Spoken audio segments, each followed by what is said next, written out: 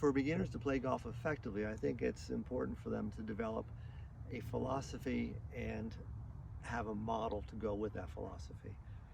My personal philosophy for my students when they start the game is to appreciate that a golf club is a tool, and tools by definition are designed to take normal human movement and give you superhuman ability.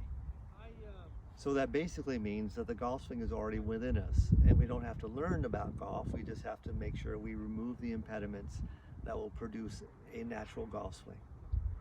To do that, it's not a bad idea to have a model that includes those basic philosophies.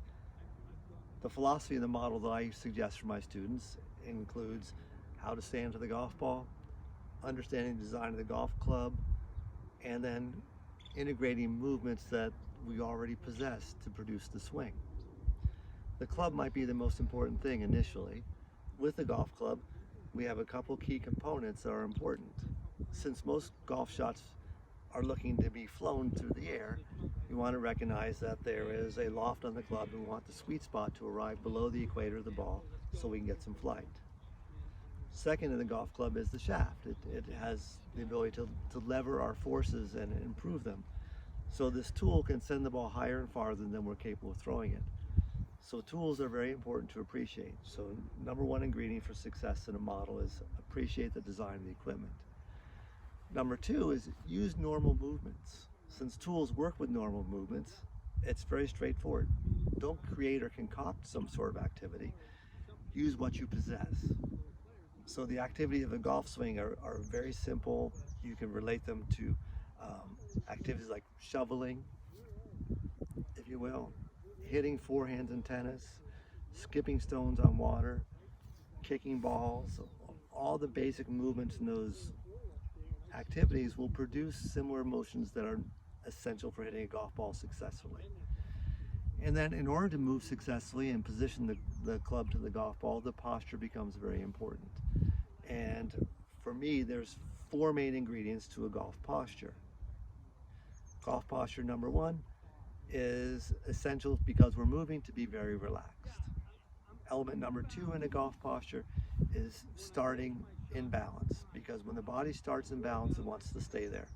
So balance is accomplished by making sure that we lean forward to position the club behind the golf ball. We move back and forth until we get the center of mass of our body over the middles of our feet, and we have knees that are relaxed, so it allows us to move effectively.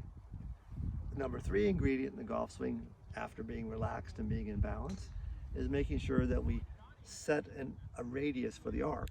And so when you watch a golfer stand to the golf ball, you'll see that most of the time their arms are very long and extended without being tight. What this does, it allows the golfer to create an arc through the air that is much more consistent. If we have an arc that is vacillating, it's hard to control where the sweet spot will orbit the golfer's body.